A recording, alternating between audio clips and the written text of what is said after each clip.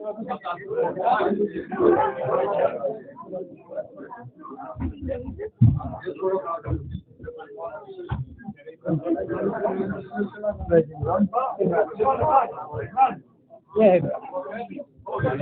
आया और उसी ज़िमन में हमारे नायब सदर नेशनल कॉन्फ्रेंस की उमर अब्दुल्ला साहब आपसे मुखातिब होंगे।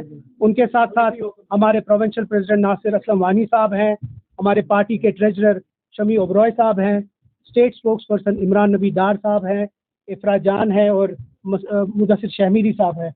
लेकिन हमारे साथ कारगिल के हमारे स्पोक्स पर्सन दोस्त सैयद रिजा साहब भी हैं, वो पीछे वो भी आए हैं।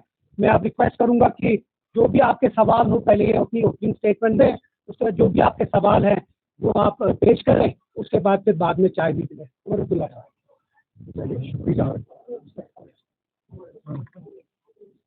सबसे पहले तो आपकी वसादत से मैं कारगिल की आवाम का शुक्रिया करना चाहता हूं, जिस तरह उन्होंने नेशनल कॉन्फ्रेंस और नेशनल कॉन्फ्रेंस के साथ मिलकर कांग्रेस को जो मैंडेट दिया और जो भारी हार का सामना बीजेपी को कारगिल में उठानी पड़ी, उसके लिए हमारे कई बहन हैं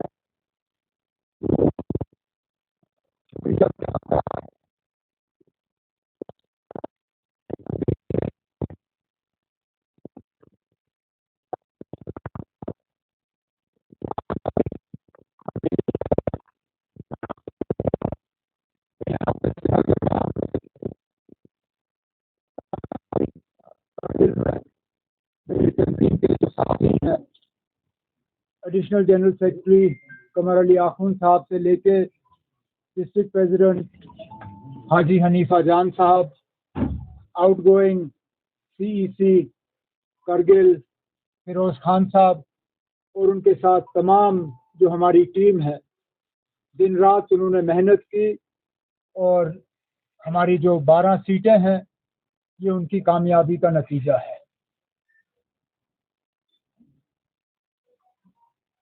मैं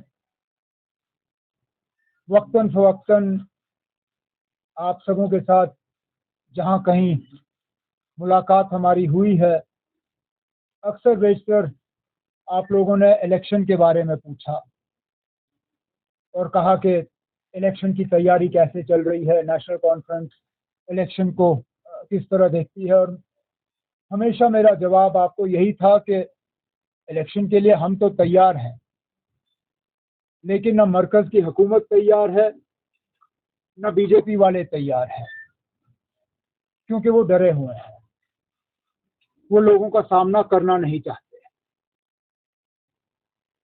आज सबूत आपके सामने है।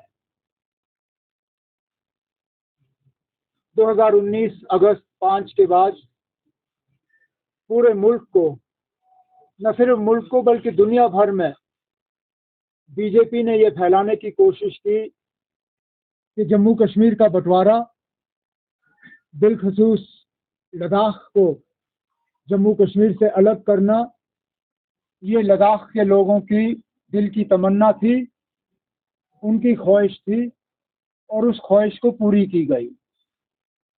आज ये साबित हुआ कि जम्मू कश्मीर को उसका बाइफरकेशन करना, लद्दाख को जम्मू कश्मीर से अलग करना, जितना ये हमें कश्मीर में बुरा लगा, जितना आज हम कहें कि जम्मू को भी ये पसंद नहीं आई बात, इतनी ही ये बात जो है कारगिल के लोगों को खटकती है। अब बीजेपी वाले आपको शायद ये कहने की कोशिश करेंगे कि वहां की मुसलमान अक्सरियत है, इसलिए नतीजा इस तरह रहा।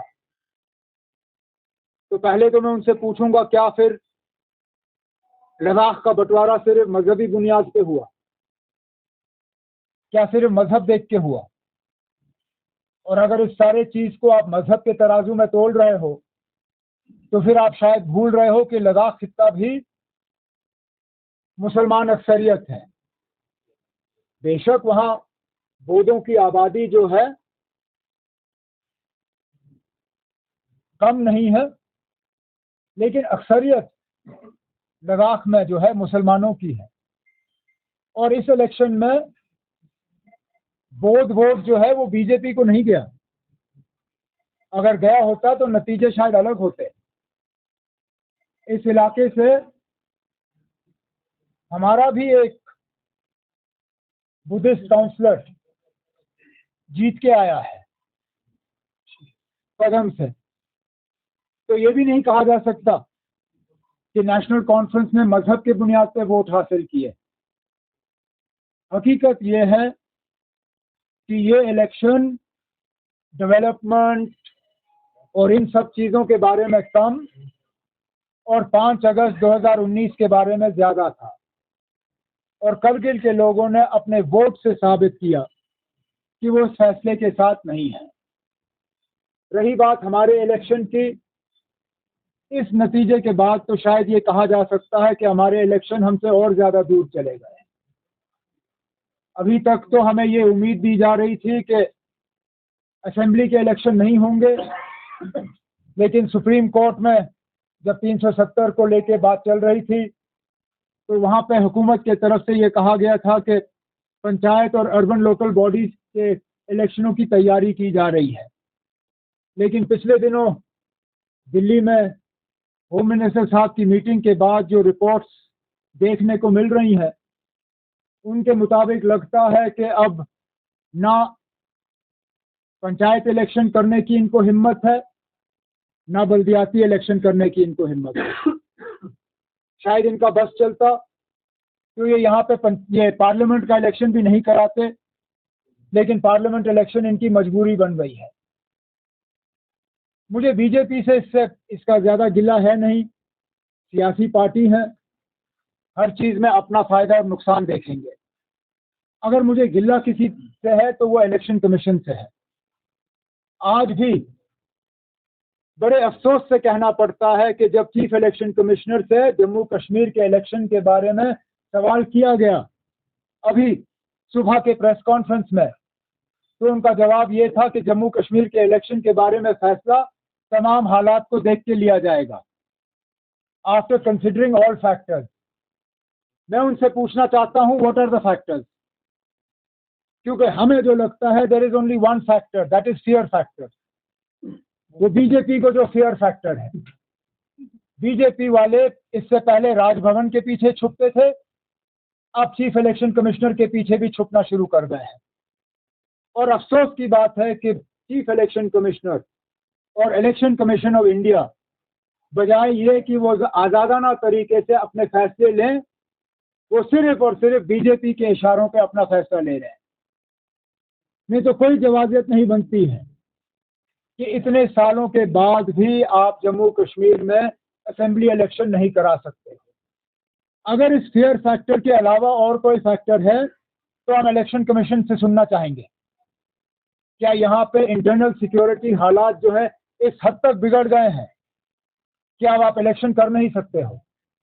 अगर बिगड़ गए हैं तो बताइए, क्योंकि अभी तक तो पूरी दुनिया को यह बताया गया था कि जम्मू कश्मीर में 5 अगस्त 2019 के बाद हालात में बहुत ज्यादा बेहतरी आई है। यहाँ करोड़ से ज्यादा टूरिस्ट आ रहे हैं, पता नहीं कितने कितने नंबर यहाँ दिए जा रहे हैं। अगर ये सब सच है तो फिर हमें बताइए ना, क्या फैक्टर है? आप किन फैक्टरों को कंसिडर कर रहे हैं? क्योंकि आप बार बार ये जो है राजभवन या इलेक्शन कमीशन के पीछे छुप के लोगों को अपने हक से महरूम नहीं रख सकते। लोगों का हक है अपनी हुकूमत का फैसला करना। क्या हमें उतना हक नहीं है जितना मध्य प्रदेश, छत्तीसगढ़, राजस्थान, तेलंगाना और मिजोरम को है? अगर वहां पे आज वक्त के मुताबिक इलेक्शन का ऐलान हो सकता है तो जम्मू कश्मीर में क्यों नहीं? जम्मू कश्मीर के आवाम के तरफ से आज ये मेरा सीधा सीधा सवाल chief election commissioner of India से है। मेहरबानी करके जम्मू कश्मीर के लोग आपसे सुनना चाहेंगे, what are the factors that are responsible for denying the people of Jammu and Kashmir their democratic right to a government. Because I need only remind you of your own words a few months ago, जहां पे इसी तरह एक सवाल के जवाब में आपने कहा था, yes, we recognize there is a vacuum and that vacuum needs to be filled. उस वैक्यूम को भरने के लिए अब कौन से फैक्टर आपको नजर आ रहे हैं कि आप इलेक्शन नहीं करा सकते हो, हमें बता दीजिए। मैं शुरू में इतना ही कहना चाहता था, इसके बाद जो भी आपके सवाल हैं मैं कोशिश करूंगा उनका जवाब देने की। बताइए।